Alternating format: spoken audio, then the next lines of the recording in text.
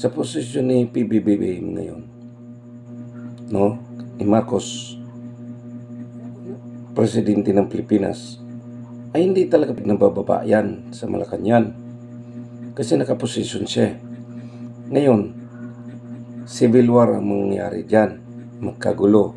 Ngayon, kung magkagulo lang rin naman, bakit hindi na lang aprobahan at gawa ng batas na ng Kongreso? Kasi gusto naman ng Luzon na panghawakan nila ng Luzon. O ayaw nyo ng may taga Mindanao. O di, paghiwalayin ang Mindanao at Luzon para makita natin kung sino yung maunlad na bansa. Yan, di ba? Kasi hindi magkakasundo, di dapat paghiwalayin na lang ang Mindanao at ang Luzon para walang gulo.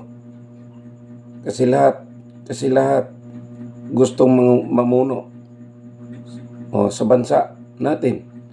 Paghiwalayin na lang ang Mindanao gawing Mindanao Republic at Luzon, Visayas, kung saan sasama ang Visayas. Yun,